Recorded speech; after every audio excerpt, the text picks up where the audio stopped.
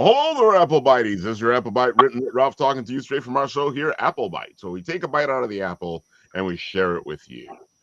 And yes, I've been busy this weekend. I was at New York, Fanfare NYC and MCon. And it was a busy weekend with a lot of beautiful stuff. Folks, if you had a chance, you should hit up both those cons. Fanfare NYC, of course, is from art and design.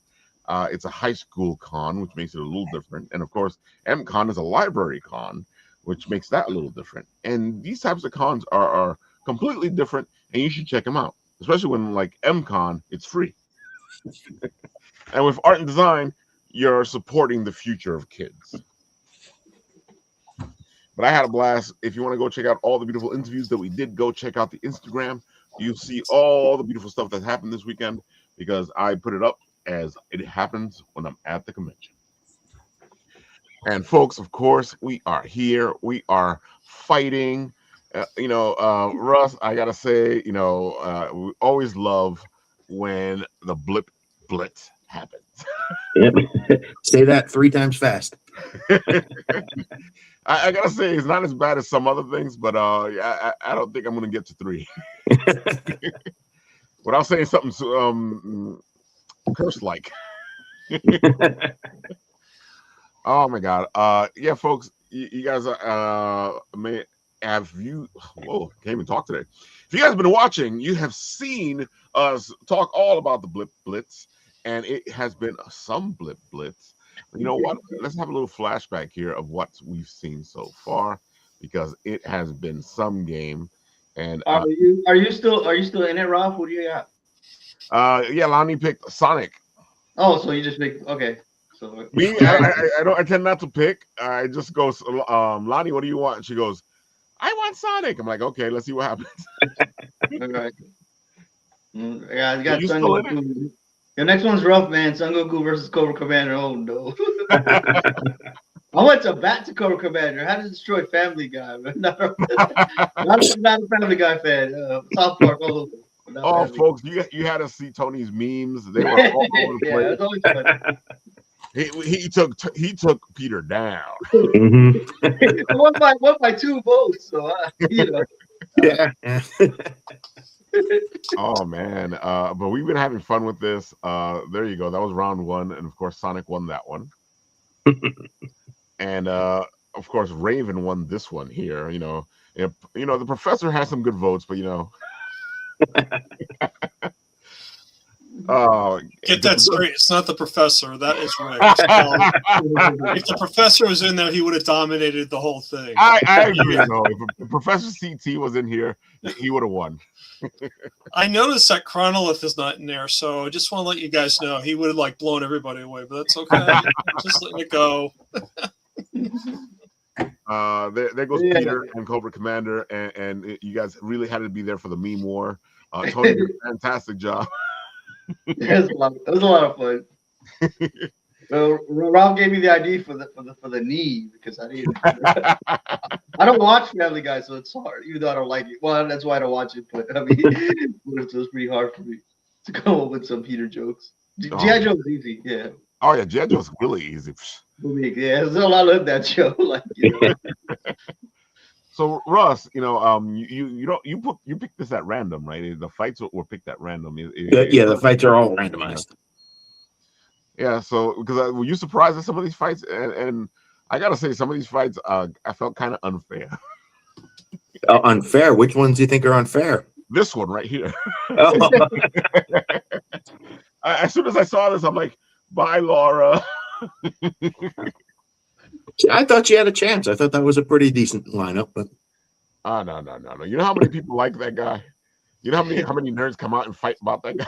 I know. See, I always underestimate anything Dragon Ball Z because I don't watch it. So there you go. I think the only thing I did for that was there was like a Bandai Namco discussion on Instagram that had that feature Son Goku out, and I just put a link. Hey, you like Son Goku? Vote here. That explains why this one got so many votes. I'm a big film buff, and I like On the Waterfront, and all these fighting movies from the 40s, and all the corruption and the scandal behind it, and I'm starting to sniff something here, Ross, because I'm seeing guys that really should dominate this, and I gotta wonder if there's some underhanded dealings going on. Can you guys throw on that, please? Well, I'll never tell. I'll never tell. Kind of weird stuff going on. This one surprised the hell out of me, but I felt sorry for the monster from Strange. Because I was like, there's no way he's gonna win against Mickey. Yeah, I wasn't sure how this one was going to go. I was a little surprised, but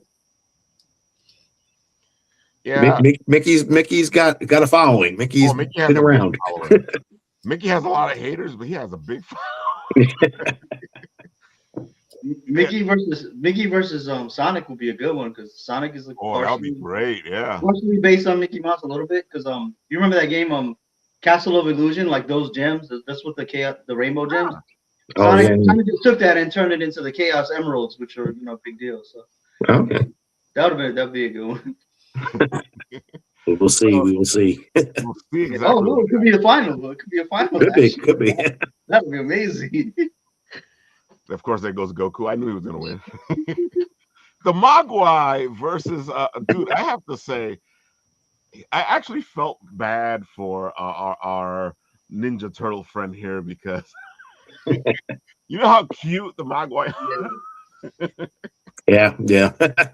Even Tony said, I don't even have to do anything for this one.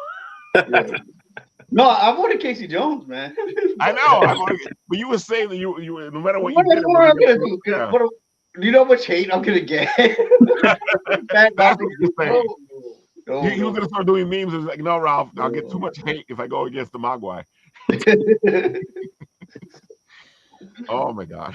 I was to get emails from Luigi fans cursing me out now. Mogwai. Of course, Mickey won. This was interesting, I have to say. But I got the feeling that you needed another mustache guy. You should have had like Tom Selleck or something. Yeah. Magnum PI. I don't know if anyone will get that reference. I don't think he would have gotten any votes, but I think some of it is it's recentism, man. Like how many times like the season finale was just last week. So season finale. That's the right first time. It was just last week. So yeah. How was the voting on this one? Because I had a feeling that these guys would come out of the woodworks. It was pretty good. I if I remember, Omni-Man kind of dominated it though. Oh, definitely. Yeah, if it was Christmas time, it would have went the other way. I think. All I know is don't bet on me to make a choice because, man, I have no clue. John McClane losing to Omni-Man, I will never know. Let alone Indy losing to Sonic. I don't buy it. I'm smelling something fishy. Rigged, man. It's rigged. It's rigged. And I got to talk to Wilson Fisk about this one. Something's going on. I think they're using loaded dice. That's what it is. Maybe. See, he's starting to tip his hat. See that? Now the maybes. There you go. I'm not hearing denials here. I'm hearing more like confirmation of accusation. The election was rigged. I won. Did the Star Warians come out for this one? This one was very close. So I think he won it. Boba won it at the very end.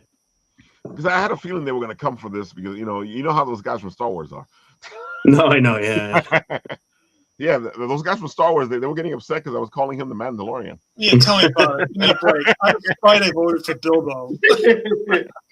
And right away I got, Ralph, that is not the Mandalorian. That is Boba. Get it right. Yes. So I came back on and said, I know it's the Mandalorian guy. It's not the Mandalorian. that last show that he had, he said, I don't identify as a Mandalorian. I never call myself a Mandalorian. Speaking of which, I saw the trailer for Grogu and Mandalorian. What the hell? They're taking his helmet off. What is Disney doing? Well, that's what they like to do. They like to take the helmet off. I don't know, man. That's just really the next season. They're just like throwing it to putting it together as a movie, so they could say, "Hey, look, there's a movie." Yeah, exactly. Uh, That's what it was yes, supposed to be, yeah. uh, So of course, all this blitz stuff is because Russ makes the blip chips, just like this one right here, which is all ready for your appearance at TCG, right? Yep, yeah, Long Island TCG show. Dude, I this looks great. You know, all those pokey people are going to be happy. Yeah, we figure it's the anniversary, right? It's like 30 years or something. Right. So Pokeballs seem to make sense. So Actually, this is like a given. I'm surprised you didn't do it sooner. well, so honestly, like for the TCG show, I was actually going to do another card because a lot of people have been asking for Yu-Gi-Oh. Ooh. And yeah, so I was going to try to get that, but then I realized that this is the anniversary, and I got this, and I got the LI Retro coming up in August, stuff like that. So it just seemed like a better idea to move in this direction, and I'll do Yu-Gi-Oh at a later date. Well, it makes sense. You know, this is the year. This actually has 3 anniversaries for Pokemon happening at the same time. 3 Pokemon? Yeah, for Pokemon, it's the 3 anniversaries. It's the 10th anniversary for Pokemon Go. It's the 30th anniversary for Pokemon, and there was something else. I don't remember anymore. Oh wow! TV show? Huh? Probably a TV show. Probably something from the TV show. Yeah. Oh my god! But this looks fantastic. It actually looks like a Pokeball. I tried. I see a lot of Pokeballs being sold. Yeah. Like fan made ones. There's golden ones. There's diamond ones. There's all kinds of like. Oh, well, nice. That's another thing, Russ. You actually have other options. You can get you can do all 3 balls. You can do the special balls. There's so much you can do with this. Yeah, they all have like different like color schemes on the outside, right? Yep. Yeah, Go ahead. I don't. I'm not sure which are which and what they do. So I stuck with the regular one that I kind of know. Well, the 3 regular balls, the ones you catch with this is the regular one. Then you got the blue one, which helps you catch a little bit more. Then you got the yellow one, which is the Ultra Ball, which helps you catch even more. No, it's a Master Ball. Ultra Ball is where you catch. Oh no, the Master Ball, that's the special ball. Well, in Pokemon Go, it's a whole other thing. Well, let's go by Pokemon Go. So if you're not going to specify what you're going by, I'm sorry. I mean, because in Pokemon Go, the Master you're Ball. freaking telling me that was Mandalorian and it was not. It was Boba Fett. So you can make this stuff up all you want, Raphael. I don't care. Oh, okay. So the rupee we're looking at right now. Oh my god. I'm enjoying this. And Russ, you do actually do this for people if they want to do something with their character, right?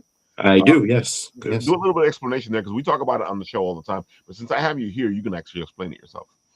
Well, so I do the blip chips, which are the little characters, blip fidgets.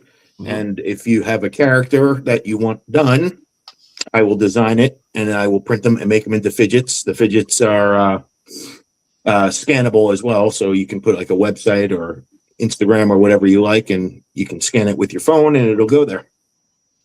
Love it. I think it's a great idea. I already know a couple people who have hit you up, and I already saw a certain one which looks cute as hell. It was so freaking. You did a great job with it. It was so cute. I'm waiting for him to show it off. And we a couple of us have been talking in the background, and what's going to probably end up happening is we're going to put this into our Kickstarters. Oh, nice. Wait, hold on. Vanna White's modeling for us. Hold on. Oh, well. Nice. Oh my god, that one looks so fantastic. I have to say the quality is phenomenal. You did a great job with this, Russ. Thank you. Yep. I think it's a great job because it's actually swag you can sell, and at the same time, if you do the electronic part of it, it's a way for people to find you and get in touch with you, or find the website or whatever else you want to attach, because they can attach whatever they want as long as they give you the link, right? Yeah. It's URL. I can pop in whatever you want. It can even be. You can even update them. In the future if you ever change your mind or change your website or whatever. So. Oh, cool. Yeah, it is possible. Yeah, I'll have to check whatever your site or stuff for that because Oh yeah. I got something coming up soon that might be. Ooh. Oh, awesome. Very cool. One of the things I do like, Russ, is that you're also giving them an original art because you're making them in your style Yes. to fit the blip chips. And I think that gives it even more umph. Yeah, like people seem to be digging this out. I actually kind of like this style because I've been kind of playing around with different things, and I kind of settled on this is the one I'm going to move forward with. I kind of like this style. Right. I love it too, and I've seen all the blip chips, and they're fantastic, and that's why this fight here that we're having is important because we need to know who's gonna win. So now we are at the top 8, and of course we just finished Sonic and Raven, which was I thought that was a tough one because I was rooting for Raven, but my daughter wins, so I had to go for Sonic. And right now we got the fight between Cobra Commander and our beautiful slow motion friend. Blue, no yellow, blue. My question is, will this fight take as long as a Dragon Ball Z? Nah, Cobra will just say, retreat. So, what do you guys think? Who's gonna win? Oh, Cobra Commander. Of course, if I said it, forget it. Uh-oh. I have no clue. I give up. Well, I got Son Goku, so I would say Son Goku, but I didn't. This is a hard one. Tony, you suck. Come on, Cobra Commander. See, I already know that I'm gonna. You know about my love for cartoons and my love for anime. It's like, I already know, just like Tony, I'm gonna go for Cobra. Well, no, Tony's gonna go for for Son Goku. I gotta go for Son Goku. That's my character. So exactly, I know. Yeah. That's what I'm saying. I gotta go for Cobra because Cobra. and again, I just don't like that slow motion battle. Like takes 3 episodes for that punch to hit. I used to like Dragon Ball Z. You have to read the manga, don't watch the anime. You have to read the manga. The manga had that, well, especially that old anime. It's filler. It's like what they call canon filler. So like there'll be like one scene in the manga where like Tenshinhan like he blasts Cell, right, and that's it. He blasts him. The blast didn't work. In the anime, it's he blasted him over and over and over.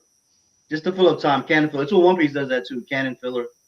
It does, it's like it's not. It does happen, but they're just making it as long as possible. These are some epic fights, Rob. Look at this. You got Sonic versus Raven. You got Cobra Commander versus Son Goku, and of course you have Mickey Mouse versus Mogwai. Whoa. I gotta say, and of course, Omni-Man versus the Mandalorian. You're looking to have somebody. So your complaints. Oh, yeah. I'm sorry, Ralph. You dropped off there for a second. What did you say? You dropped off there for a second. What did you say? Oh my God. Yeah. So who do you guys think are gonna win on these 2 rounds? Mickey versus Mogwai. Omni-Man versus Boba Fett. Who's gonna win? Tough. I'm gonna. Whoever wins is the one I picked. So I'll just I think Mickey will take Gizmo and I have to agree with you, Tony. I was looking at this going. You have a lot of Mogwai people, but I think you have way more Mickey Mouse people. Tony, you voting for Mickey Mouse? I'll have to think about it. I'm probably voting for Mickey Mouse. Okay, I'll vote for Gizmo then. Good. I can't. Because I'm lying. No, I don't. I'm probably voting for Mickey. And I think Omni-Man will take it again. Just recent, like I said, the finale was. The season finale was last week. The video game is coming out this Friday. Yeah, it's just going to be in everyone's mind. So We got that whole Mandalorian movie coming up, though. Doesn't that affect this? it's because it's the Mandalorian. Not a Boba Fett movie. Send all your emails to tomorrow. I gotta say it's the opposite because a lot of people are still upset at the Boba Fett TV show. Mm. Yeah, I guess we'll see what happens. I didn't like that show. I didn't. The guy crawled out of a sarlacc. I don't know.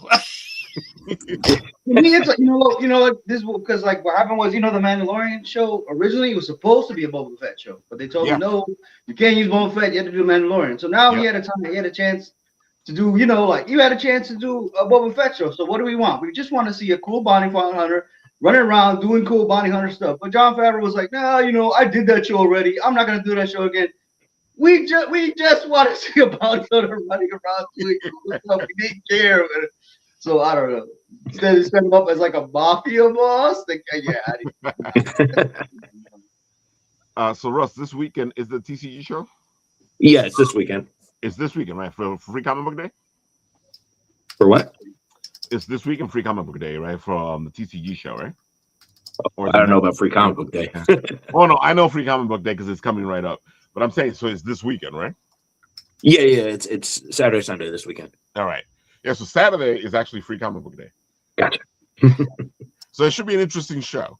All right, cool. And of course, in 2 weeks, three weeks, in 3 weeks, you will be at CradleCon for the Cradle Association. Yes. Yeah, so you are busy, man. You're booked up. Well, just for this month, and then I got a nice long break. Yeah, because the next show you got is Retro, right? Yeah. Right now, I don't have anything scheduled for June or July, which is, I think I'm going to keep it that way. I don't know. I think it's better that way, because June and July, I die. Yeah, it's a lot of running around, and it's oh my god. And plus, I'm doing the design work for LA Retro, so that takes up a lot of time. I figured that you do that for most of the Cradle of Aviation shows, right?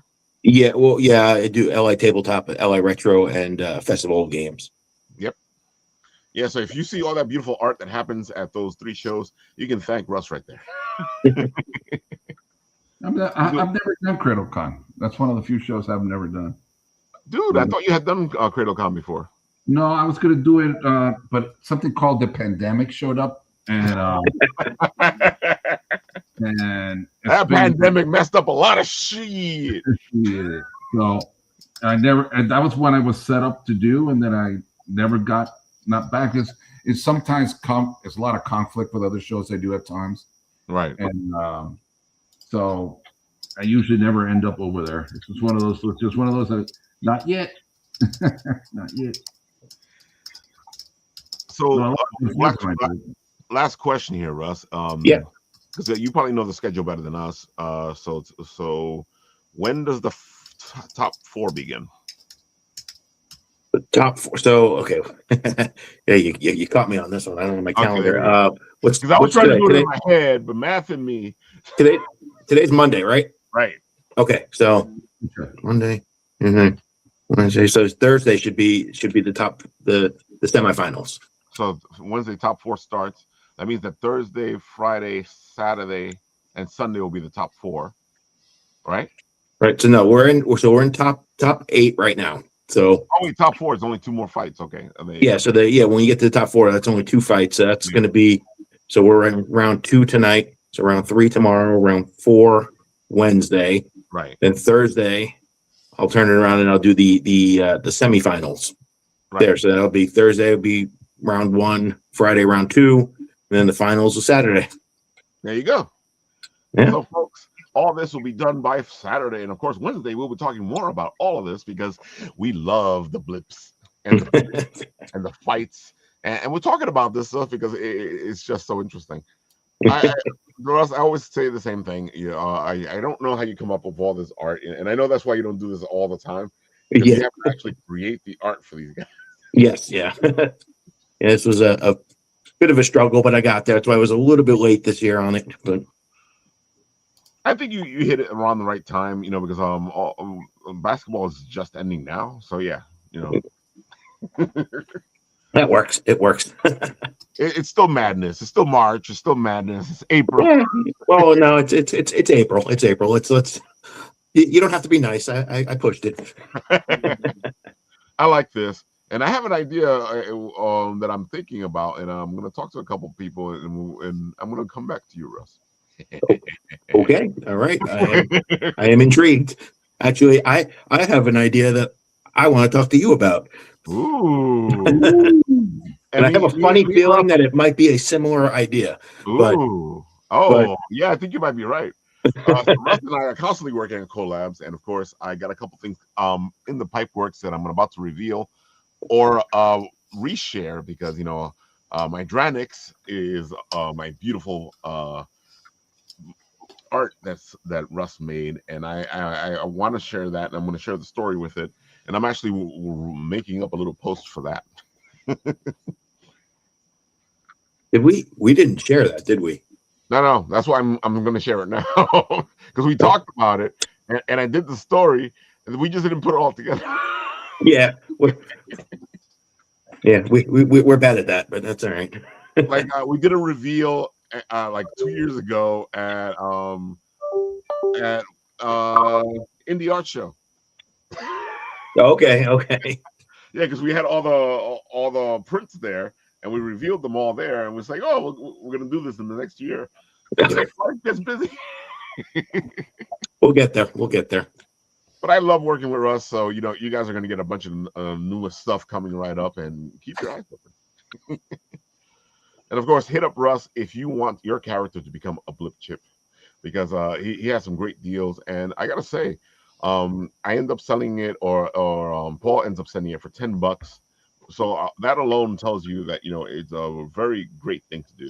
And again, it's swag and a business card at the same time. Yeah, it's a little bit of everything. You can even use it as a fridge magnet if you really wanted to. I have, because I was playing with them on the show, and people were like, "What's that clicking sound, Ralph?" So I had to put them on the fridge so I don't play with them. So I can, if you, since we're talking about it, I do have. So I've been trying to do new fidgets for each show. So obviously you saw the Pokeball that I have coming up for the TCG show. Right. But I got a new one that I did for Cradle Con, which I can show you if you like. Oh yes, reveal. Oh, wow! I feel like he should have been in the fight. He was in last year's fight. He wasn't last year's fight. That's right. We were surprised he didn't win. Yeah. Link won last year. Yeah, Link won. Yeah. Oh my god, that's gonna be great. Yeah. So that's upcoming.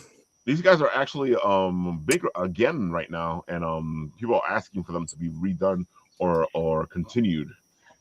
Is that the gargoyles, right? Yep. Yeah. I'll tell you that. I'm sorry to intrude here. Just that, I got a gargoyle print that started and one of the shows this year started going off because of that. People are like, "Oh, so I'm like, finally, it's moving." Nice. All right. Cool.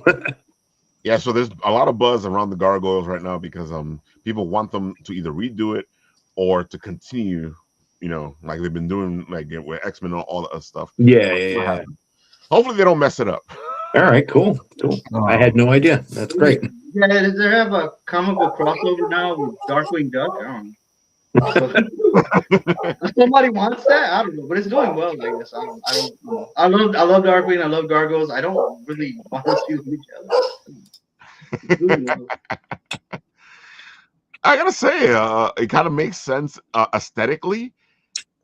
But at the same time, I'm like, Darkwing and Gargoyle? Yeah, I don't. Because I can see them both on top of the building. I'm just going to ask for that shit now in my shows. You were in that what's show. So serious and what's so serious and what's so ridiculous? Because I live again. Let's get dangerous. I'm thinking Henrique is right. Watch somebody go. You were on that show? I heard about the Darkwing and the Gargoyle. Can you do me a one with Darkwing and the? You know how us geeks are. This is what's going to happen. With that, and then I'll have to end up doing it. No, I already had an idea what I was going to do with that, but now I've got the Darkwing in my mind. So it's going to be dude, if you do it, you got to show us if you do it. If you do the Darkwing and the Gargoyle. Yeah. So, Enrique, this is a perfect time to pick up with you. Tell the people who you are. Give them the spiel. Let them know what you are up to. Go for it. I'm just one of these incredible imposters that go on and say that we know what we're doing when we do not. Actually, I do know what I'm doing, and I'm pretty damn good at it. I'm a writer creator, and also illustrated once in a while because I can't get people to do my own work, and so I have to do it myself. So I'll do it at times. But that right now I'm working as the embellisher for Triple Threat Comics. We got Codename Hunter and Soul Eraser on the docket. Right. But coming up on May the 1st, which means it's coming up this week, we are launching Caleb Thurstat. He is launching a project called Strange Stories, Volume 2. If you missed number 1, don't worry, you always can get it on the Kickstarter. That's true. You always there's no say. It's not like an issue. You missed issue 1, you can't go with this one. No, there's like a bunch of stories in here. They're all self-contained. It won't be much to your mind, but the most important thing is that there's one of my stories in here. All right, so it's a story that's been percolating in my file cabinet for 3 years because it was going to be part of another project that did not come to fruition, which is sad because the original project was Not So Fair Tales, and it did really well on Kickstarter. It's really well received. It's well liked, but it wasn't from the lack of trying from the editors and stuff and myself and my team. Well, I'm happy you brought it up because what happens when it comes to these projects when you have a lot of different people participating in it is if all the people don't do their part, sometimes the project kind of falls apart because you're relying on all these people to do what they said they were going to do. And another thing is that not to go too far into the ancient history of life and stuff, but when the first Not So Fair Tales came out, it was dead center in the pandemic, so people you really didn't have much to do. Yeah. So once we got out of that, people started saying, "Oh, I have other life." So it became a little bit harder to get people to sit down and do stuff, because they were like, "I'm free," so they were like out there. So some people were respectful. Half of the project was ready. The other half was not. It was not enough. Had it been maybe 2/3, we might have done the book. But the thing is that they were like, man, I'm just going to produce my story on my own. We'll do an ash can or something like that. So we got canned. So on this project, I actually hired a buddy of mine to help, Ben Worrell. And we didn't want to put it out there because when you do a Kickstarter, you got a guaranteed backing. Well, once it's back, 100 people, 50 people, 1,000 people are going to have it. Yeah. When you produce it yourself, you do like 20 copies. Will it get produced? Will people take it? Will they want to? So it's kind of different. So just to put it out there and have it die, we were like, well, just let it die and keep it here until the right time. Exactly. And the right time came up now when Caleb came up to me. He says, I would like for you to write something. I go like, well, what's it about? Oh, it's got strange stories. Can it be only horror or can it be sci-fi? Well, why? Because guess what? Story, 10 pages, already done. All of it. It's done. It's colored. All it needs is to be lettered. And goes like, this is black and white. I hate you. But so that we did. The fact was that when I colored it, I was trying out a new idea for the story. Right. And then for this particular story, I felt that dual tone was going to be really interesting. Right. And wanted to also, because I know everybody else for Not So Fair Tales is going to use full color, I wanted something to break, make it different from everybody else a little bit. Enough like, why is this one this way? Right. And so I showed it to the guys at that time, and they loved it. They were like, oh, man, I like that idea. This is really good. So it was actual dual tone. So it was actually really simple for me to go from dual tone to grays and just flip it a little bit. And then, so we went straight in. And I told him, look, it's not the size you want. Oh, we'll make it fit. I said, okay. So he lettered it for me, and it's in there for the first time. So that's just one, I believe, of 13 tales in there, I think it is. And so you're going to get a nice bang for your buck. I like the covers. Great. Yeah, and there's some really nice covers in there. You got 3, and so yeah, if you want, you can show 1 or 2 of those pages I did. Sure. Hold on a second. Remove this. Bring this up. There we go. That's the start of the story. That man. This is one of the things when I write straight up without worrying about the artist. To say no, I'm not going to worry about that. Then when I start writing to send it to somebody, and I usually discuss it with them. How do you want it done? Do you want me to go page 1, panel 1, panel 2, or do you want me to say, here it is, go with it? And most of the guys will say, give it to me and let me go with it. Right. But I will still sit down and know there are 10 pages. I want to try to see if it actually fits. So I will do my own little layouts. And to his credit, Ben did keep himself really close to my layouts, but he did improve a few good pages. And one of them is actually, I think, is in here. That's why I wanted to bring it in and show it later. This one, that middle panel where you see those footprints is actually my homage to the Apollo 11. I was thinking that when I looked at it. Yeah, it's from that very famous picture. And I said, I need something as a reference of stepping into sandy stuff. And I go, well, what's more reference than that? And I went with that. And that's the reference there. Ben is really good at doing sci-fi with me. We have done the Ahsoka print that I have is with him. The Old Man Luke is with him. Nice. Really good at getting the lightsabers and all that kind of look down. So when it came time for a sci-fi guy, I said, you're it. Okay. So he really helped with the suits and getting that nice clean look that I wanted. Little details you'll pick up on their suits will be an impact later. But yeah, that's just the start of the story. And then you got, I think, maybe the second page. There you go. Yeah, this is also one of my designs. But then if I wanted to try to put a lot of action in one page, and he was able to really figure it out and give it a nice flow. Because I wanted to establish the characters in a very impactful way, really nice. But at the same time, not have to do spreadsheet and put a lot, because this is a lot of stuff going on. And when I want to give it 10 pages. This could have easily been longer, longer. But the fact that it was able to be done in this way is a testament to Ben's really sitting down and working with it.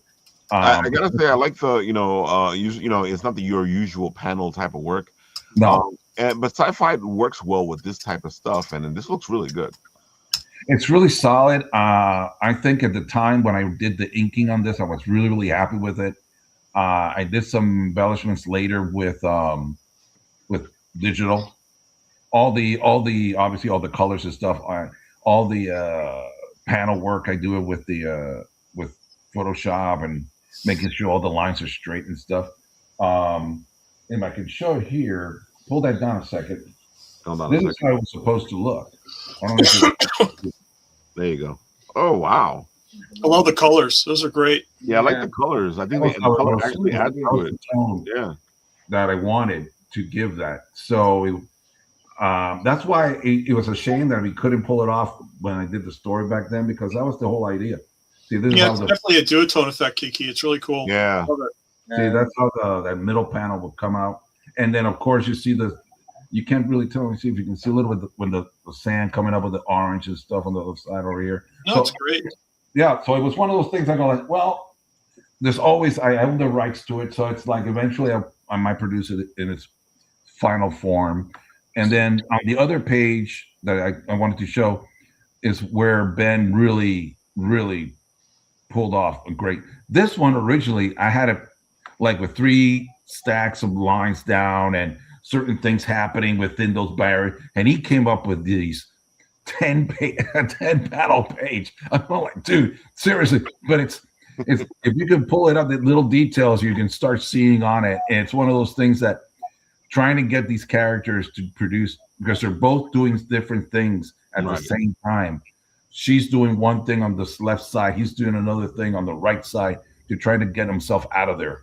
And it's just one of those really, really when you think about it, you're like, well, I didn't think it would look this good, and it came out again. It would have been probably a lot easier to do this in more pages, but I think a lot of the effect. I think it works because it kind of like makes you focus in on this. It's to be honest, this isn't. It's not. I'm giving much away from what I'm saying. This basically the third page, which I didn't show because it's very boring. It's not boring. It's the setup for all this stuff, and it's really another sprint. But basically, there's this tremor, and he falls into this hole. Is why the story is called the chasm. Right. And it's all. The only thing is like normally, what's the big deal? Well, his oxygen's running out. It's falling off, and it is seeping out. So there's a time factor. The fact that we have all these panels in this way gives that urgency. It shows you that it is hectic. It is not something we're just sitting around. Oh, let's wonder. This is Star Trek. No, buddy. This is like we're going down the Road Warrior and it ain't happening. And it's happening quick. So it's like this is really, I think it gave a really quick pace to it. I did. Get to the end, there's a lot more breathing at the end, though it's really hectic at the end. This originally, the concept was for Not So Fairy Tales 2 was going to be using like parables or stuff. So mine was going to be was based on the story of the crow in the pitcher. Ah, okay. Yeah. And I know that one. The picture was he wanted to get water from a pitcher. Yep. And his beak couldn't reach the water. So he goes and starts putting pebbles in to raise the water level to get out and get to the water. So that pretty much says this is what we're going to do. So it follows along that line. So it's so I took it from something very simple and I went to science fiction. And so it was a lot of fun to do, and I'm really pumped that it's going to be out there. I thought it was Ben's great. He did a great job. And I always felt it's bad that we never got it to show. Though it was on my website, my portfolio for a while, showing some of the people, but with no text. Now I have the lettering, and it still worked well. I mean, even if without the lettering, it was a really interesting story. And I always do that. I always like to read my book. Anything I write and produce, the writing part of it, it has to work without dialogue. You may not get the gist of it. You may not get the details about it, but people can say, "Oh, wait, this person has a problem with this person, and this thing is going on. This is how." And if you can come up with something pretty close, I'm going, "Okay, it works. It works." I gotta say, I think you sold it really well. And see, but now I want to know what the color page looks like. Well, that one. Let me see. I might have that one here. Let me see. Yeah, because that's the thing. I did a test to show it how it would work, and I was like, so right now, if anybody, I'm going to have these pages available. The originals now are I'm going to have them out for people to purchase at a show I'm going to talk about soon, and then. I had a feeling because I was looking at it and I'm like, oh, the color was add so much to it. Yeah. Oh. Yeah, that's great. And they're really good. Again, even when I look at this, I go like, it's been 3 years, so I'm looking at some of the stuff. I go like, oh, really? I did that? Well, maybe I can fix it. And the problem was I couldn't fix it because, unfortunately, I had locked in the artwork, and you usually keep an unlocked format before I do a final coloring. Right. And unfortunately, all the original inks and artwork and everything where all the panels were all locked. They were fine, and I'm like, oh no! So that to put anything new, I would have to re-ink it and redo everything inside. I go, no. That would be for the lot of work. That is a lot of work. Edition in 2028. You know, when we do a redo in on that. But so yeah. So I brought that all up because I think again it's one of those things where people go, oh, it's simple. You just blah blah blah blah blah blah. I'm like, no, you don't just blah blah blah blah blah. I wish it was that simple. Press the little magic button. And it's unfortunately not. And when I did it, I was like, damn, I really want to, because I wanted to fix 2 or 3 things. So it was like this one panel where her leg kind of looks weird. I'm like, did I forget to put the date on that? Or it's like, so I was able to fix one or two things, but once those grays were on, it's really hard to go in there and fix because it will just mess everything up. Oh, that's my latest print. I'm working on. Look at that. Sick. Pretty. That's I'm used. The colorist who works with me is David de la Cal. He's a Spaniard. That's some great colors. Yeah. And he's been doing all my colors for most of my prints, almost all my prints, unless I color them myself usually. It's him. So he's been working with me from 2017. And unfortunately, he's busy because he's the colorist for this company called Mattel. Maybe you've heard of it. So they're happening to be doing some things for a movie that's coming out. And he needed to do the coloring on some packaging and things, so I can't tell too much. But yeah, he's the guy doing the all the Mattel stuff. So he graciously did this one on a rush for me. This one, and there's the other one. You should have to spawn in there. Yeah, hold on. That one also came in just yesterday. Oh, Nice.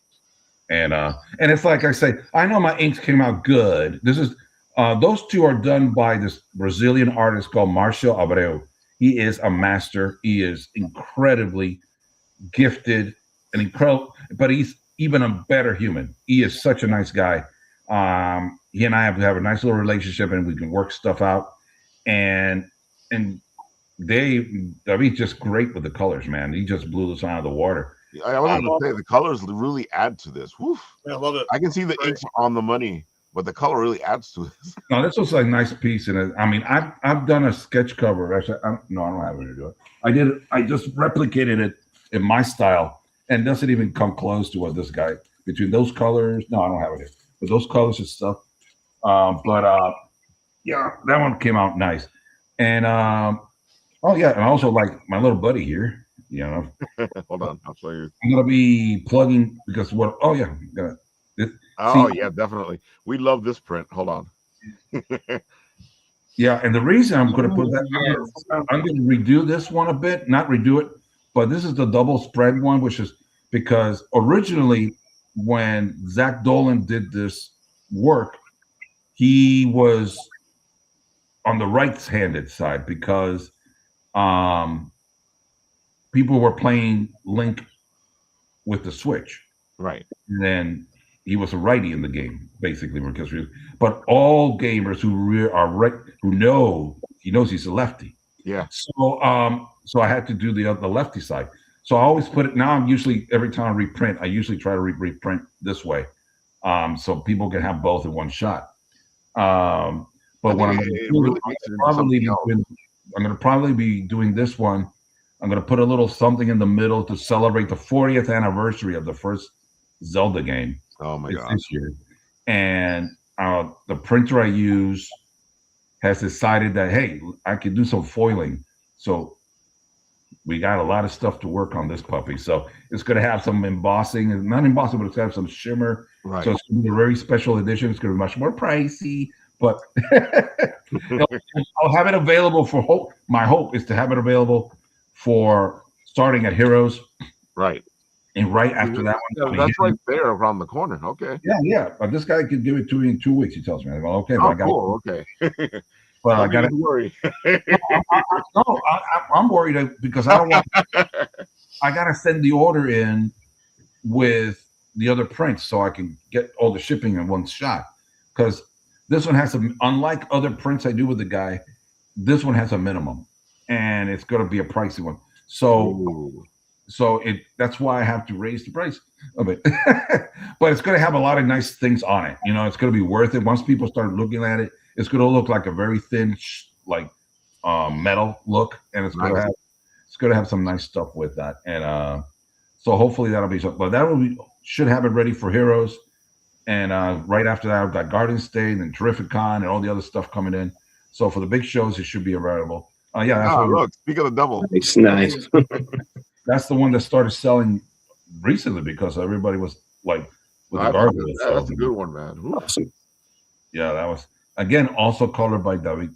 So it's like if every once in a while he'll come out, like even the Spawn one still has the same kind of elements, so you can see the coloring scheme he likes to use. Yeah. But every once in a while he'll come up with a few ones. I have a one that I have for the Hulk that was totally off the wall. I mean, Right. like, where did this one come up? Oh, I'm just testing stuff out. Well, let's keep testing, because it was really one of those totally different color schemes. I go like, that's really cool. And some people might give it a more cartoony look and more like, but he still gives it the flair and the life that I like, because it contrasts a lot of the other prints you see other people do, and that's why I like about working with him. It still has a cartoon feel to it, but it feels more epic. Yeah, and he's currently doing 2 other prints for me. He's working on one that he showed me the flats today, and we had to get into a discussion because it's I can say what it is because it's not a problem. It's Batman and the Teenage Mutant Ninja Turtles. Oh, I love that. Okay, so you got all 5 characters, and the discussion was of the color of all the different turtles. And well, it's green. Well, not all the time.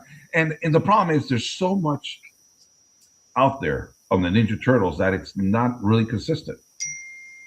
You go with this, you watch this series, read that book, you look at that movie or that stuff. It's like, which one is canon?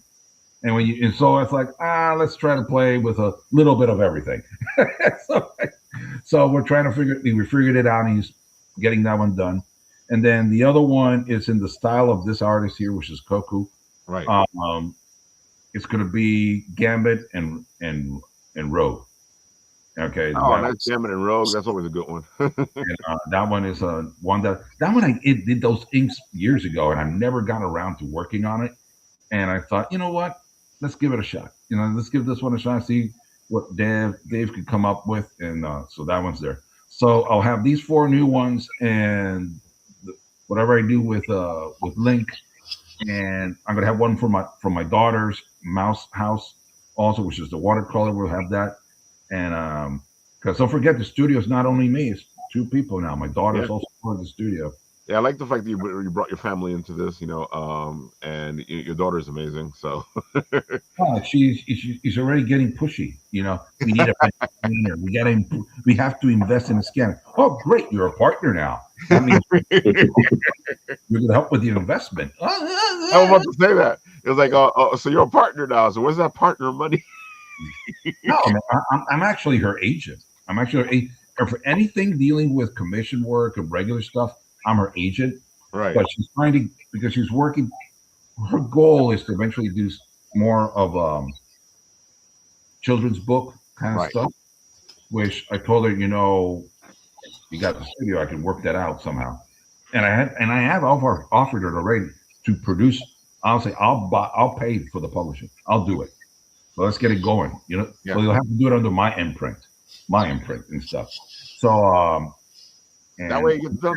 And by that, I'm just letting you know a little something that once the Kickstarter for Codename Hunters comes up, which we didn't talk about, but here is a page. Here are pages of Codename Hunter. The 4th issue is finally up. I had so much fun doing the ships, man. Oh, it's like a good book.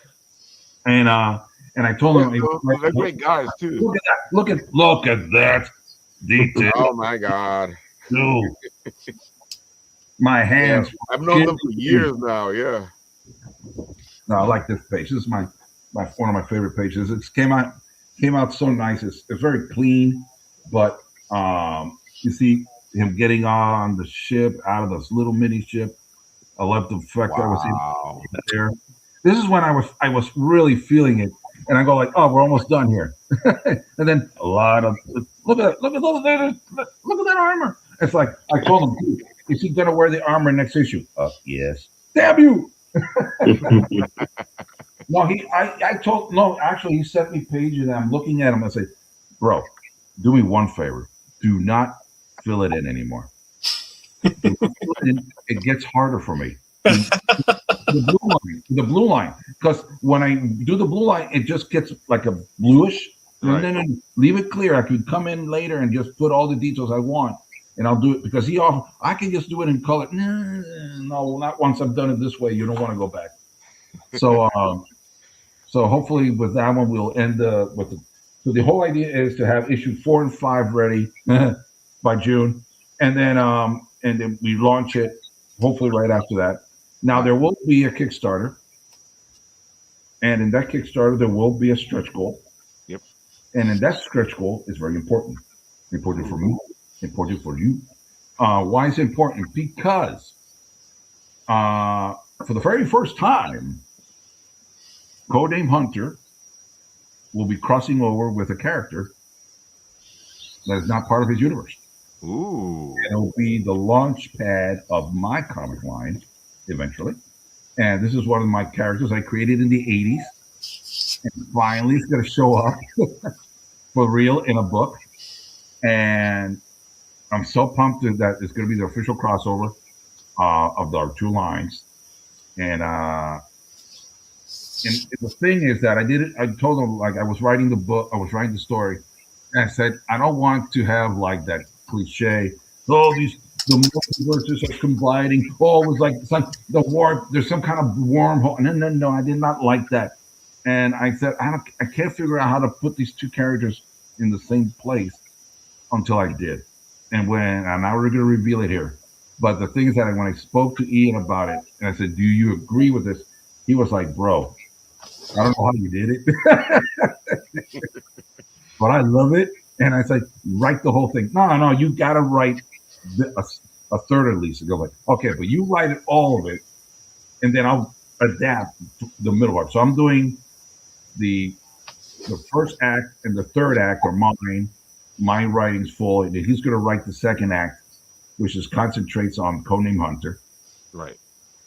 But the other day I decided I want one particular guy to illustrate this. Now, the guy I would have liked to have illustrated this is no longer with us. It's Carlos Esquerra from 2080. All right. So he did a lot of those works back then. And I thought, he's not around with her, so he's not a choice. So I said, who can be a second interesting choice? So I spoke with a gentleman, lives here in New York, and he agreed. He agreed to do it. And when I told Ian, guess who I got? He said, well, Acts 1 and 2 is going to be illustrated by. He was like, what? And so he's like, and I was like, yeah. So all I can say that he's a marvelous individual. All right, marvelous individual, and I'm so happy to have him on. And the only reason I'm not rushing is because he's actually busy. So he said, I can't touch it until like June. Perfect. We're good. Like, I still got to write it. Still I'm writing it. But now that I have him, I can put some more details in there that I know that he can pull off, and then he'll be able to do it. So, and I'll reveal I have inked him. Okay, and for some stuff over there, not professionally, but for things we've done together. So that may give a clue. But it's one of those things that I'm really, really, really happy that he wanted to do it. We've spoken for years to do something together, and it's like to have him on this could be great. So I can say that in June, watch my website. Things will be announced through there, and this will be the first flyer of that. I have a whole bunch of stuff that I can talk about, which I can't, but eventually we will. And I know, Ralph, you'll be probably one of the first podcasts I'll be hanging around with. I was going to say, yeah, you're just bringing on the show. Bring it up here and we'll talk about it. But yeah, it's coming up. It's coming up. It's something it's something that's been percolating for a while. And the thing is, the way I do things, the way I like to work it, I don't like to say, here's this, and then spend 3 years of silence. Yeah. I like to say, here's this, and here's this. Yeah, exactly. And have stuff ready. I don't want to be another image at the beginning. That they announce all their stuff and it was like bam, bam. Oh, what? Wow. Oh, wait, and we like forever. Like 30 years. Image is a great company, and stuff like that. But at the beginning, they were terrible.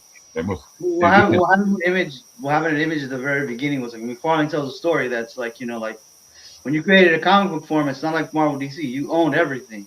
So basically, like, you give an artist a check for like a crazy amount, $500,000 for like one issue. It's like, wow, I got this much money for this one issue. I don't have to work anymore. What's this? Whatever. And then Come a year later, the IRS knocks on the door. They spent all that money, so then they're hurrying up to make issue 2. So yeah, that's what it was. Yeah. But it's nature, sometimes things happen and they overpromise, but at the end of the day, they delivered. They actually ended up delivering. But when like I said, I want to avoid some of those pitfalls, also for my not overselling it myself. And I have a whole idea of how I want to do this. I want to be totally different from what I see. I don't like the idea of doing a Kickstarter issue number 1 and then having to wait maybe months if they're lucky, a year, 2 years for issue number 2, because like it or not, the public we have are used to every month going to their shop and getting a title, getting the next chapter and getting other stuff. So what is the solution for that? And hopefully it's what I'm coming up with. And hopefully if I can pull it off the way I want, I think what I want to do is that I would love to go back to what I used to have in the 70s and part of the 80s, is that you went to your pharmacy, you went to your newspaper stand, picked up a comic, you read it from cover to cover, and you got the full gist of what you want. That's the story. There it is. You're done. And next issue came out, I didn't see it. I may even pick up on another issue. Boom. It wasn't until much later that we started with all the. Yes, there always were some stuff that carried over, but you could almost always get a good story just once. And that's what I liked when Michael Fleischer would write Jonah Hex. Jonah Hex at the beginning was one of my favorite books because you got that one story. It was always, yes, there were still things going up in the background, but you always had that one story. And you knew what you were getting. So you pick up a Jonah, you knew you were getting that. I also liked the Mike Grell with Warlord. Yes, there was a storyline with the demos and all the other stuff, but you could go to that story and go, okay, you're not a big jump of understanding what's going on in the next issue. So it followed the TV series of the 60s, like Batman. It was an episode. They were episode comics. Yeah. Every comic was one episode. Yep. Gary Raimi basically told the story within a half hour, but the comic book you told in a comic. It's because like everybody's writing for trade paperbacks now. It's a thing. They don't care. You're absolutely right. They're doing Snow White. The first issue could just be the evil queen saying, "Ooh, I hate Snow White." Go get the next issue because they're not doing it for you. They're doing it for the trade paperback. Yeah. And sometimes when you read some of the more recent stuff, there's so much pages of what is this adding to the story? It's so much fill. That it's just to fill in that issue because they need to make the page number for the trade paperback later. And and some of the stuff is good. I mean, I've read some stuff and you go like, man, that's really well written stuff. And other times I'm like, really? It's like, really? This is why they hate us. that's why they go to manga. We got to stop this. But again, a lot of this is because of the economics of this stuff, the ownership of this stuff. You just saw Disney gutting Marvel's production and stuff. I can't imagine. I mean, and they're using AI to steal all the artwork. I mean, I don't think I'll ever see another Disney film again. I really won't. It's just the way it goes against everything I stand for. And Walt is rolling over in his grave right now. He really is. It's true. And it's unfortunate that everything we as artists and writers and creators and just creative people have been saying about AI, it's like, hey, why are you surprised now? It's what it is. And someone, oh man, I lost my job. Told ya. It's like it's the reality, and once you start all this data centers to try to occupy that, and let's not even talk about the environmental issues and the resources issues, and just that it's just gonna be, I'm still waiting for Skynet. Well, yeah, I mean, it's funny. Now they're going to have crap art. They're going to have crap art with crap stories. So it'll just go a whole bunch of crap. That's all it's going to be. Because they couldn't get the stories right. At least they had the artwork done right. But now, forget it. Agree with that. Yeah. Not to be a downer guy. Let's There's a big Kickstarter coming out on May 1st. This is really good story. Really good stories, man. They're strange. There's strange tales there, strange stories. So it's volume 2. Please come and check it out. And if anybody out there is watching and is interested in asking me to join part of your team, you can go to my website, artbykikastudios.com. It's brand new. So if you see some kind of mistake somewhere, don't take it personally. I mess up too. So I'm trying to fix all the holes every once in a while I see. But you can always recruit me from there, or you want to commission at a show. It's the best place to find me. And a lot of good stuff in there on that website. Finally putting it up there. Every day I add something new. I got a blog going on there.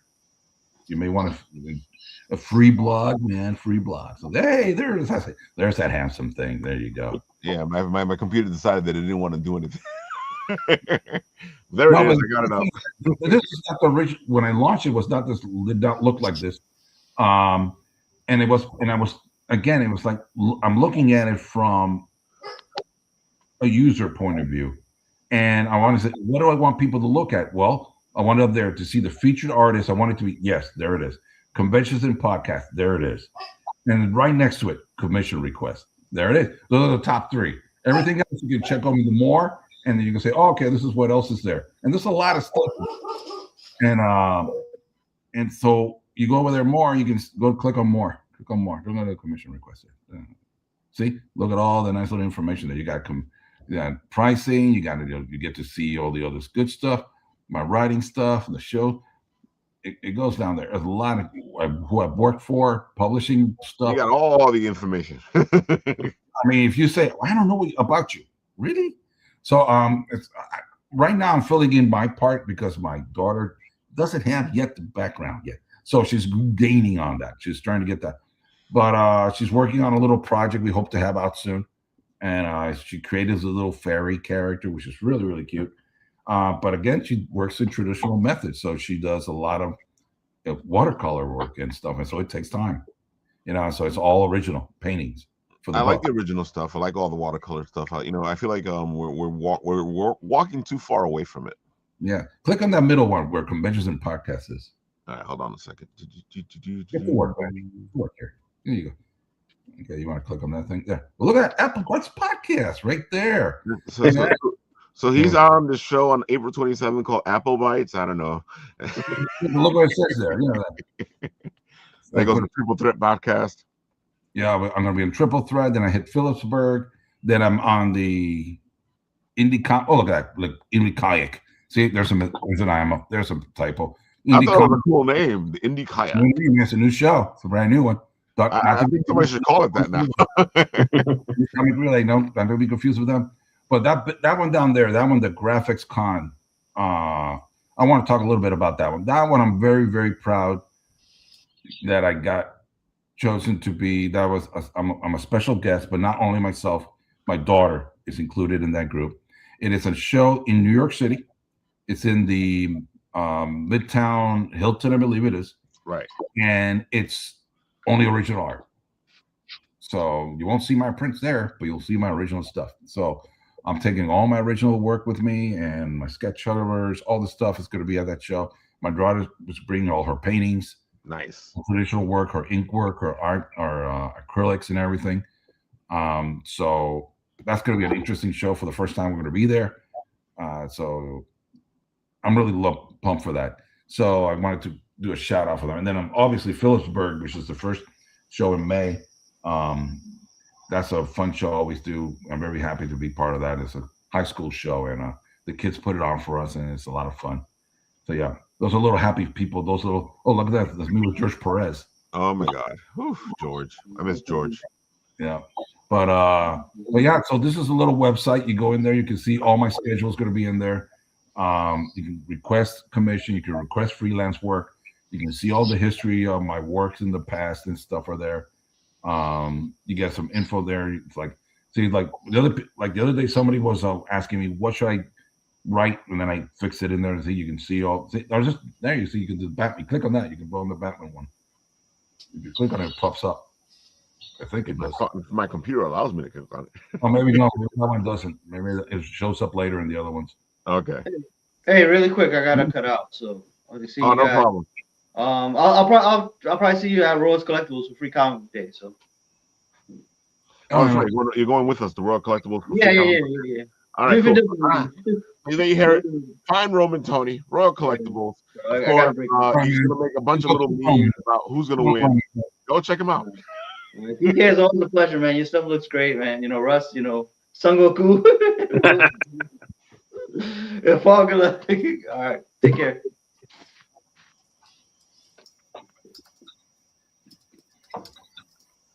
Yeah, but I got to tell you, so I've been playing with that sucker ever because the funny thing, I had that website purchased, the domain purchase for about 2 years. I had never done anything with it, and I sat down this year. We're doing something with it, and now I'm like, it's like my wife says, you're like a kid on crack, man. You're always working on it now. It's like, well, I'm always finding mistakes, and like now I saw that one there. Oh, damn it, I gotta fix that one. But that wasn't because I rushed today to put that one in there when I got confirmed that chat.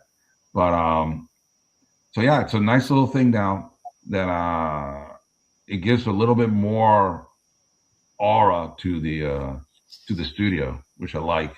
And now sitting down, I look at it makes me look back and go like, hey, you know, I've done a few things here and there, you know, and some been around for a while, brother. I'm actually good. It bugs me out when I start to like put things together, how long it's been, because to me still 2018 was like a couple years ago, and then you start to realize that it's almost 10 years ago. That it's like what popped up on my social media Facebook thingy that says in the past, and I was like, that was 7 years ago. Holy Yeah, see, that's exactly what's been happening to me. Oh, God. And it's like I'm looking back and I'm like today when I was going through to setting up here, what convention, like I wanted to put a history of my conventions, of what conventions have been down, and I ran in looking through my stuff. I ran into the last program for oh, I know what that is. My computer's saying I need juice, and yeah, because it's there. It is, and East Coast Comic Con. Yeah, I was actually just talking about East Coast Comic Con with Francis Stefano, and that show's been gone now. Yeah, that was the last time. The last time they were there was when George was there. That picture of George, that was the last time. And it was one of those shows that, I mean, hats off to Dave and his crew. They've done a great job with Garden State to really occupy that space. Yeah, that was East Coast. But East Coast was the bomb, man. They were the show of this area. They were the big show. Mm-hmm. They were the big one. And I remember when I did Contropolis, which was done by the same people who did Rhode Island.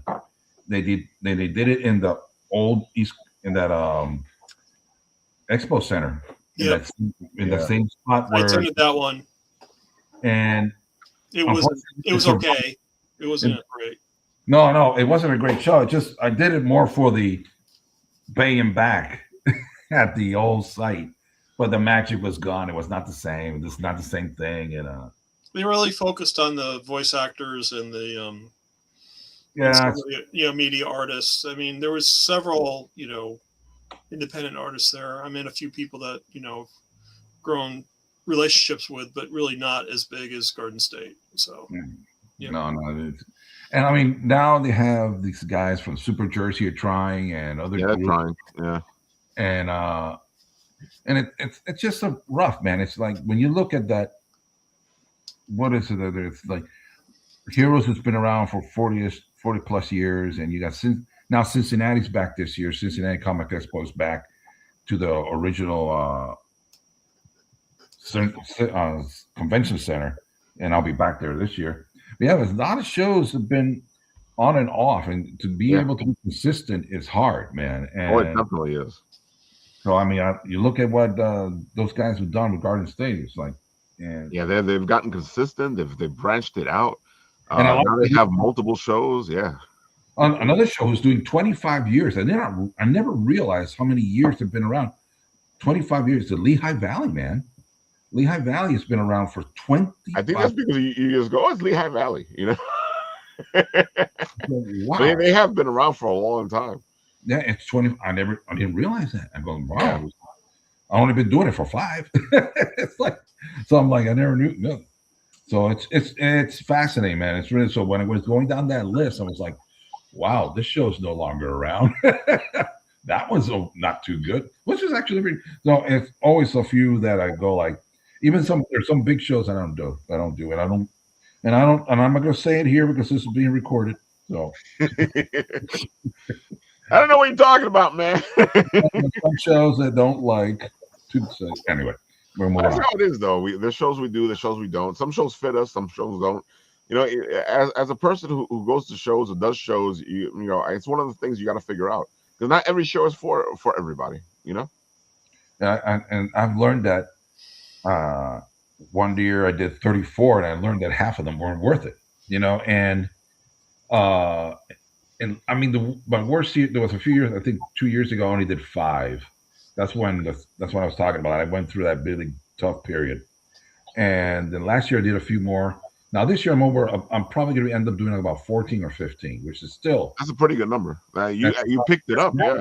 It's an average of 1 a month and on 1+, and it doesn't include June, which I had Lehigh follow, which is in Pennsylvania for 2 days. I go from there to North Carolina, do Heroes. From there, I go to Europe for a little show, and then I come back for Garden State.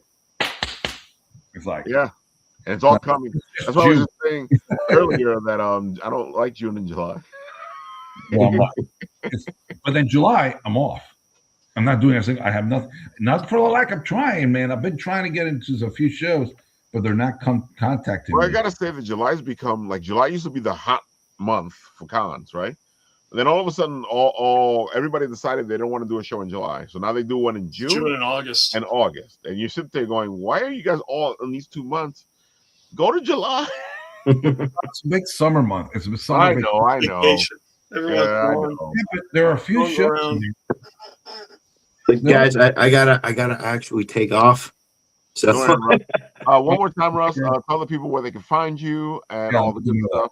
Go for it. So best place is probably Instagram at Game of Toons. The Blip Blitz is going on right now. You can go vote for round 2, and that's Russ, it. tell them how exactly they can vote, because I know sometimes people go, "Wait, how do you vote?" Okay, so you vote in the stories. To get to the stories, you're going to click on my profile icon, and then it'll bring up my stories, and then you just click that little poll on the bottom. Who you want to choose, and it'll register. There you have it, folks. Go check it out. Have some fun with us, because we're going to be fighting each other to see who wins. And of course, we'll bring Russ back on, and we'll see him again soon. Very soon. Yeah, absolutely. Have fun this weekend. Of course, you're going to be at a TCG show, LITCG this weekend. Yes. At the Coliseum, right? That's the Coliseum, yep. There you go. See? Wait, I'm already following you. Oh, yeah. And Keegan, now you can vote. Yeah, I can vote. That's awesome. Go ahead, Russ. Get out of here. Get some sleep. We'll talk soon. Good seeing you guys. Have a good night. Russ. All right, later. All right, folks. Paul, why don't you tell people what you do? Our beautiful guest host there. Go for it. Thanks, Raphael. So, yeah, we have our launching soon page up on Kickstarter for our episode 2 comic. I necessitated reasons to animate the series for the game, and so using the animations, actually creating a comic book out of that. So I'm pretty excited about that. The comic is near finished. We're actually going to be offering a preview issue that's going to be available at Garden State Comic Fest, but it's also going to go out to anyone that follows the campaign at Kickstarter start. So I'll be sending out a digital copy of that. It's going to be 12 pages, essentially the first 12 pages of the current book, and then it includes a really cool cover. Oh, it does, because I saw the cover. I got a sneak peek, folks. And are you going to post it, or should I post it? That's a great cover. I love it. You want me to do it, or are you going to do it? Oh, do you want to show it? Okay, I'll show it. I got to show it off. I'm gonna post it on the page soon. So, yeah, I've added to the page as well, so we can look at that in a minute. But yeah, show off the cover. Let's do it. Did you send it to me? I did, but I'll post Oh it. yeah, you sent it to me in chat. So just share your screen. All right, give me 1 sec. I gotta open it up. No, Fred, don't worry about it. Talk, because we know we love time and forces here, folks. Go do right now. We always tell you guys the same thing. Go follow these projects because the more followers the project has, the better it is. Because it starts them off in a better place in the algorithm. As you guys saw with Kike, his project is almost to 100. You want to get these people to 100 because it's a good thing. It looks like Kike's project now, Strange Stories, is at 96 followers. So thank you for that new follower for Kike. Oh, yeah, I guess somebody else just did it. Yeah. Yep. Yeah, All I'm right. under 96. There you go. Paul did it. Well, thank you, man. You're welcome. Anytime. Yeah, so Oh my God, look at that beautiful cover. here's the cover. So yeah, it's I was looking at Action Comics #1. I said, what can I steal from this to make it look kind of like 1930s? And so I didn't have the big band at the top where it says Action Comics, but I kind of got close and was having some fun with it. So issue 2 is going to focus on 4 new team members, and these are 2 of the 4 new team members. We got Nico Time and Togo, and we're going to be doing a dungeon crawl in the comic. I'll be running into some obstacles in form of puzzles, so to speak. So there's going to be puzzle action that the readers can do to get through it.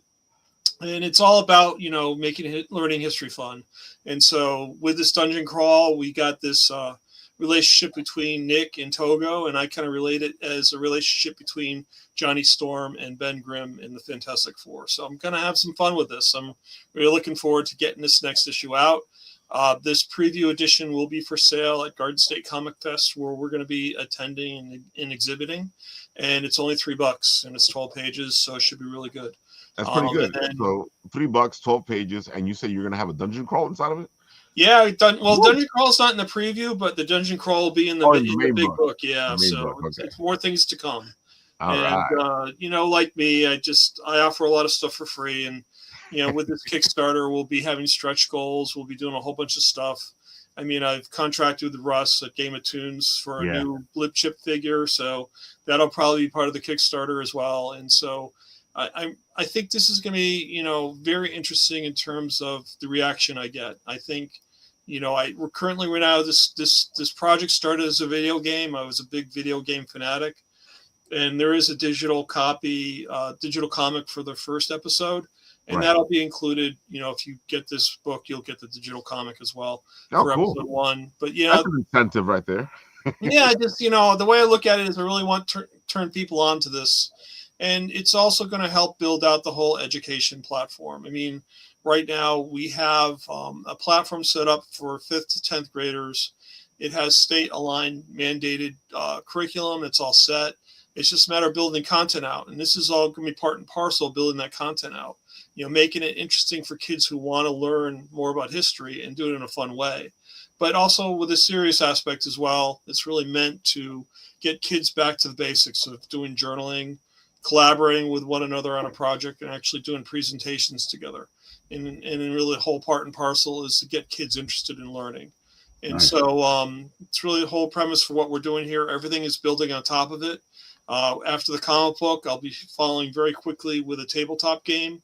Yes. I went to Long Island Tabletop and saw, some really great stuff. And I really thought, well, I could do this too. I mean, I have all the pieces in place. It's just a matter of, creating a game engine for it. And Ralph can testify I had it done in a week. So I don't want to dismiss, these complicated game engines, but this is really a really simple game that you can set up, you can play very quickly, and then it goes along, pretty smoothly. So I'm pretty excited about that too. But it's all, again, tied to learning about history.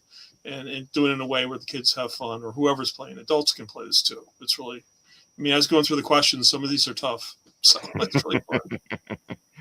Oh, that's the whole fun thing about it. I know a lot of people out there like Trivial Pursuit and stuff like that, or just learning about history or having fun with history.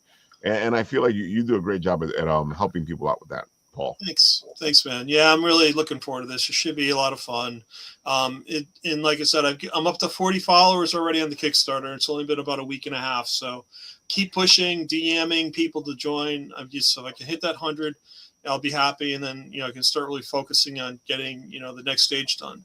The Kickstarter is going to be featuring variant cover artists. We got a couple of names that I had met over the course of the past couple of years, and I'm signing them up to do variant covers. So I'm really hoping that'll help spur some interest in this as well. And again, it's fascinating to me that there's such a large creative community. I'm trying to involve as many people as I can with this. We'll be offering a hardcover edition in addition to just the regular comic book. Right. Thank you, Kiki. Appreciate it, man. Shipped to 41 now. We're going there. All right. Now, the hardcover edition is going to feature a lot of the commissions that I got from people over the past 2 years. So I have all this great artwork that I haven't been able to feature on my social media channel. And it'll be featuring the individual pieces of art by the artists along with their bios. I really want to promote who these people are, if they're open to having their picture provided as well. Just have it, try and get a name for them through this. So I really am trying to get recognition for all these creative talents and what they're doing. It's really important, I feel. So I agree. We've gotten to that point now where we need to help out each other and make this thing rise. We just can't let this stuff fail because comics are an important thing. All this stuff is important things: video games, comics, history. Yeah, no, I mean it's amazing. I have had numerous discussions with educators as well as administrators, and they just see a need for this. I mean, the big thing now is AI, and AI in this classroom is one thing, but now they're finding out the kids are having too much screen time. And it's just like, what better way to get away from the screen than actually read a book or actually talk with one another and collaborate on ideas, and talk about a discourse between what some people think about certain things. It's okay to disagree with one another. Just, discuss it civilly and then, support your arguments. And that's really what, debate's all about. And that's really kind of what I'm trying to do with this. Bringing back to basics and then getting kids really be able to talk with one another without chopping each other's head off, which is, I think, important. So, Chop, chop. Yeah, definitely. Chop, chop. Folks, check it out. Time and Forces. Of course, this will be live at Garden State Comic Fest, which is only like a month away. Stop it. It's 2 months away. Don't kill me. God, I'm trying to get it printed in time. Now it's like a month away. No, it's end of April. It's at the end of June. That sounds like 2 months to me. But you know what? You know what they say? It's gonna be May. Well, I've got the issue's pretty much done, so I just have to do a promotion piece in the back cover. The inside back cover is going to be a promotion for the Kickstarter. The back cover is going to be more or less an overview of what Time of First is about and get people interested in it. So, but the artwork is done. I got the first 12 pages all banged out. Looks really hot, and I got a cool quote from George Orwell in it. So it's really fun. It's really love it. Keep up the good work. Yeah. And Yummy says, plus we need more Detective Ralph. Oh, he will be in the video game. Don't worry, Yummy. He will be there because he is, whether he likes it or not, he is now Nico time, and it's just the way it is. My wife said, well, he's so professional. How do we get him so cheap? I said, I don't know. I love talking au noir. All right, Kiki, one more time. Where can we find you? All the good stuff. Go for it. Well, once again, the easiest way now is actually to head over to the website, which is artbykikastudios.com. And obviously, I'm on Facebook, Instagram, Blue Sky, Kara, Mastodon. I don't know what the hell I'm doing anymore. It's all in there. It's all in there. You can, if you go all the way down to the bottom of one of those pages, let's go all the way down. There's actually all the, I think, oh yeah, it keeps adding stuff. Yeah. Instagram is a mess because I'll keep showing you all the stuff you've done. Yeah, but it's like at the end of, I think are you on the web page or on Instagram? Oh no, this is the Instagram. No. Hold on, I'll switch it over because you said Instagram. Everything's under Art by Kika Studios. It's very simple. You know, one place you get everything, but you go to the end of the on the bottom. There they are. See, Facebook. Little tags there. Facebook and Instagram. You go either one of those. It goes right to my websites, right to the social media. So there really is no excuse. Oh, but look at that. Those are my daughters there. Check out that one in the corner right there. That one right there. All right, let me get rid of this. Hold on. There you go. That one. Oh, that's nice. I don't know if you can click on that one. It pulls up or not. Maybe not. No, it's not pulling up when I click. No, I probably because it has to go to each page. I gotta set her up. All right. Yeah, but that is like she's competing with that one. That's a full pure oil piece, and she's in a competition. Nice. You can make actually 15 grand if she wins. So she's like, I don't think I can bring it to the show to sell. That's funny. Yummy puts your website in the thing because she goes, since Ralph is being lazy. So she put it into the comment section. There you go. Appreciate it. But let me go in here. I want to see. So I'm going to open here later. This is always interesting because I thought that would pop up. Let me see. Maybe. No. It's actually in this page. It does not. Good to know. You probably just need to put it so it does.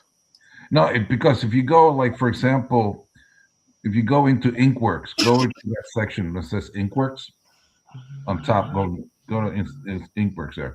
Yeah. Click on any of them. Oh, there you go. This works. There we go. Badass. See, that's the thing. It's interesting that on the feature page it doesn't do that. I got to remember that. Yep. It's interesting. All right. But there you can see all of them. All the pieces are you expand and they'll see them there. There you have it, folks. Look at that. Look at all this beautiful stuff. That's the inks for the Predator one you were seeing right now. And obviously it has more later if you keep going. And that's one of the Ben Worrell pieces with me. Sure. So, no, it's like I like the way the web page is working, and I could do. It's got a nice. It's not for a lack of content. Definitely, there's a lot of stuff here. So. Oh, there's a lot of stuff here. Yeah, you can keep yourself busy here for a while. Yeah. A lot of good stuff too. Well, I'm going to be doing something, especially for the smaller shows. The other day I was rummaging through like all my files and stuff because I'm starting to do. I'm falling into this as I get older.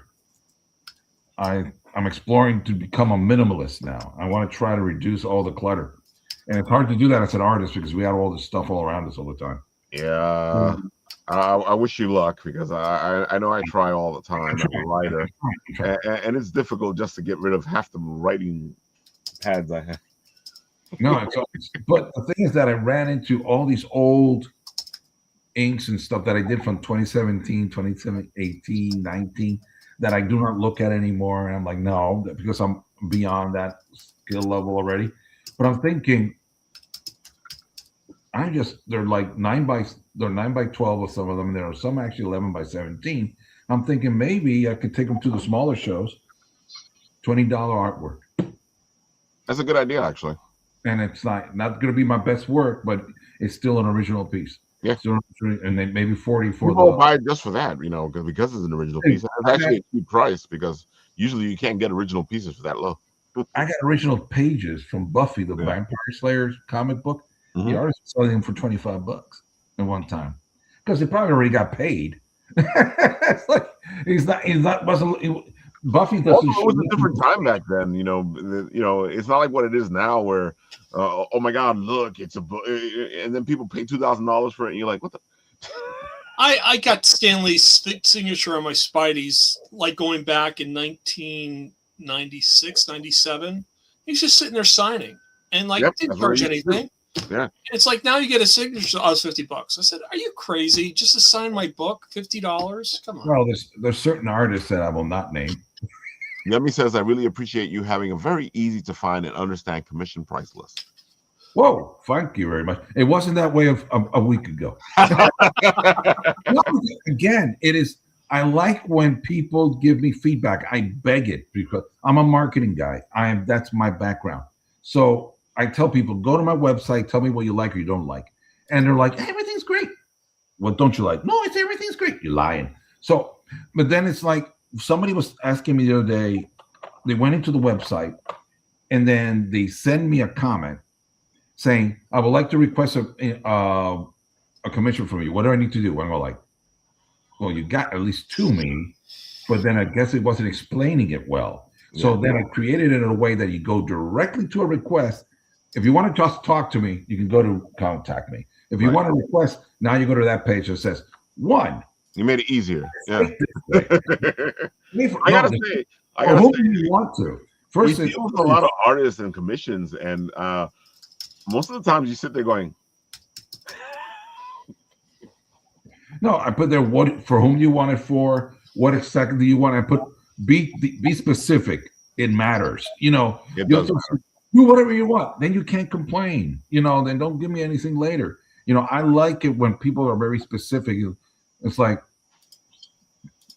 I don't know, somebody's going to mention me Darkwing and Goliath real soon, I imagine. So I'm going to. Oh, definitely. You know what's going to happen? I'm like, I want to see Goliath with Darkwing. Come on. Well, I could put Goliath in the Darkwing uniform. Oh, that'd be interesting. Oh. I don't think anybody can see that coming. Oh, shit. Let me write that down. That's the next one. Okay. Yeah, folks. Now you're gonna have a matchup. Let me see if I have them here. Oh, wait a minute. Let me see. I may have one of them here. Now you're gonna get it, folks. Oh yeah, I did this one. Yeah, that was let me pull it back. I remember this one. Yeah. Yeah, that's pretty cool. That's what you usually have at your table, right? Yep. That's hysterical. I love it. The way I promote it is that the motor mouth and the mouth that won't stop. You know, because because you got C-3PO who won't stop talking and motor mouth. So that one always works. Okay, this is my version of the Predator, which I like how it came out. Nice. And this one is still available, oddly enough. I gotta say, I figured that one would have gone a while ago. Well, I know, but I'll tell you, some of these are repeats. Okay, there you go. So, folks, get them before they run out. I mean, I'll make new ones. It's like that Bugs Bunny one is the second time because it went so fast. I'm like, I gotta do it again. It makes sense, though. At least you can do that, And the Spawn one that was a layout that Christian Espiritu Santo. You know him? Oh yeah, I like Christian Espiritu Santo. Yeah. So he did that. I like saying his name. Huh? I like saying his name. Christian Espiritu Santo. Yeah, that was better. I don't know why he went to the E. But anyway, so who's your favorite Marvel character? What? Who's your favorite Marvel character? Is that for me? Yeah. I haven't thought in a while. If it were to be the easiest answer would probably be Spider-Man. It's always been the one that I will gravitate to. Yeah, my answer is Spider-Man with the big eyes. Has to be Spider-Man with the big eyes, with the expressive eyes. Yeah, with the big eyes. Yeah, I'm more for Spider-Man from the Rosendale side time. That was in the Romita.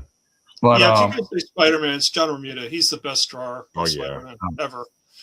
That one cover of Spidey on the wall and his head's looking up in the spotlight with the cops in front. Oh yeah. Hands down, best comic ever of Spidey. It's great. But yeah, it's tough. Peter Parker Spider-Man. Remember a comic? So Peter Parker Spider-Man, yeah. It's because now you got to be more specific. It could be the Miles one. Yeah, it's different Spider-Man. So the Miguel one, the Miles one. It's the Noir, Ben Reilly. For me, the characters I gravitated mostly when I started reading this stuff in the 70s, and it was mostly under the covers because my parents did not want me to read the bad English. And because at that time, comics are bad English. They don't go read some Shakespeare. Oh yeah, that helps. But I found that comics sometimes have better vocabulary than some of the books I was reading.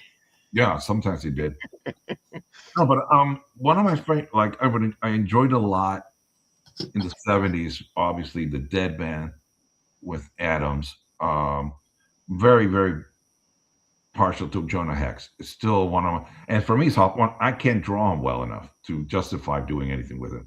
For me, it was one of those iconic characters that I just can't to get it done. I mean, yes, Palmiotti and Sale did a version later that was more horror and kind of stuff like that. But I always found the original stuff.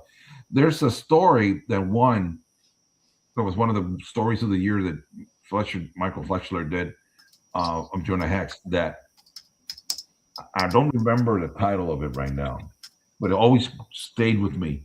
And I believe it was the real basis for the movie Pale Rider, because in that story, Jonah Hex finds the body of a preacher before he reaches town that was murdered. And in his attempt to find out who murdered him, he dresses up as the preacher. I remember the story. Yeah. And he goes into town to find out who it was. And when he extracts the vengeance on it, he then goes back and buries him with the collar and everything, and for the preacher. So I always felt that story was like the beginning of Pale Rider, when Clint Eastwood comes into town and he's a preacher as well, and kind of stuff like that. So it's like I felt there was some of that in there, and so yeah, it's like I enjoyed so much of that stuff back then. And obviously the Legion of Superheroes, I was a super huge fan of Mike Grell, and loved when he was doing with that back then, and obviously when he did the Warlord and all the good stuff that in World's Finest and stuff like that. So she says she's a firm believer encouraging people to read anything, be it comics, manga, magazines, heck, read the back of a cereal box. I agree. If you need to, I just wish they'd encourage more reading. I completely agree. I'll admit I don't read as much comics as I used to. I don't. My excuse is basically I don't want to read anything that will find itself into my subconscious and something I'm going to write. And then all of a sudden someone says, "Oh, you did that. You took my idea." I said, like, yeah, well, you know how it is. All right, folks. I hope you enjoyed the beautiful show, and Kike and Tony and Russ and Paul all hanging with us. I know we're a bit over, but we've been geeking out. And you know what happens when we geek out on this show? Of course, on this show, when it ends, this happens.